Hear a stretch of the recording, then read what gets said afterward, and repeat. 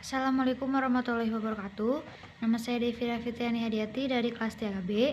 Di sini saya akan mereview kembali jurnal yang berjudul Tindak Pidana Percobaan dalam Kitab Undang-Undang Hukum Pidana atau KUHP, hasil karya Astrid C. Montolalu, yang dengan menggunakan metode penelitian hukum normatif disimpulkan bahwa 1.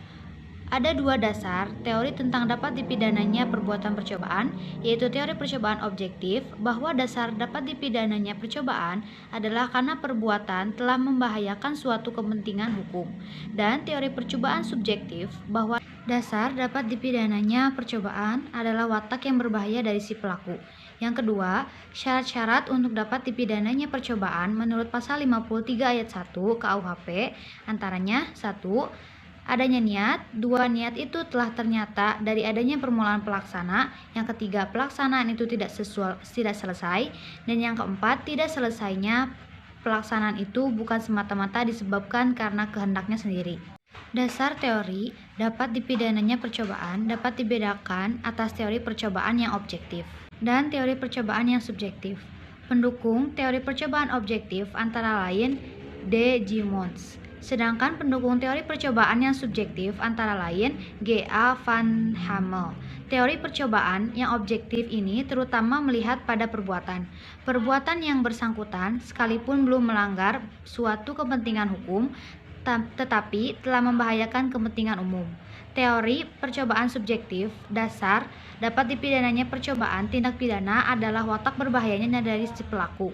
Jadi, teori ini melihat pada orangnya, yaitu si pelaku, di mana yang diperhatikan adalah watak dari si pelaku yang dengan mencoba melakukan kejahatan dengan menunjukkan wataknya yang berbahaya. Menurut teori percobaan yang objektif, percobaan tidak mampu yang dapat dipidana hanyalah dalam hal alat atau sarana yang relatif tidak mampu dan objek yang relatif tidak mampu. Dalam hal adanya sifat relatif dari alat atau sarana atau objek itu, telah ada kepentingan hukum yang dibahayakan.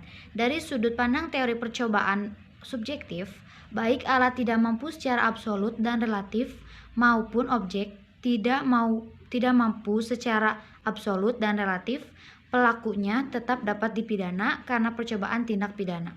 Selanjutnya, syarat dapat dipidananya percobaan dari rumusan pasal 53 ayat 1 KUHP tersebut tampak bahwa syarat-syarat untuk dapat dipidananya percobaan tindak pidana kejahatan yaitu 1.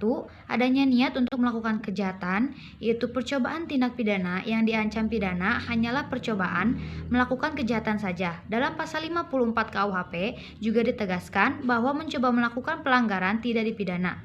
Yang kedua, niat itu telah ternyata dari adanya permulaan pelaksanaan, yaitu tidak seorang pun dapat dipidana hanya semata-mata karena adanya niat saja.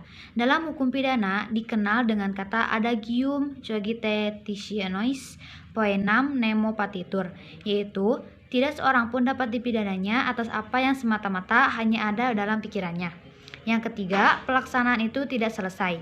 Tidak selesainya pelaksanaan menyebabkannya perbuatan merupakan suatu percobaan. Justru karena tidak selesainya pelaksanaan, sehingga perbuatan itu diklarifikasi sebagai percobaan. Jika perbuatan selesai dilaksanakan, maka perbuatan itu sudah merupakan delik selesai. Yang terakhir, tidak selesainya pelaksanaan itu bukan semata-mata disebabkan karena kehendaknya sendiri. Sebenarnya, syarat yang keempat ini berarti seseorang tidak dapat dipidana jika ia tidak menyelesaikan pelaksanaan perbuatan itu atas kehendaknya sendiri. Sekian dari saya. Mohon maaf bila ada kekurangan atau kesalahan. Mohon maaf sebesar-besarnya. Wabillahi taufiq wal hidayah. Wassalamualaikum warahmatullahi wabarakatuh. Terima kasih.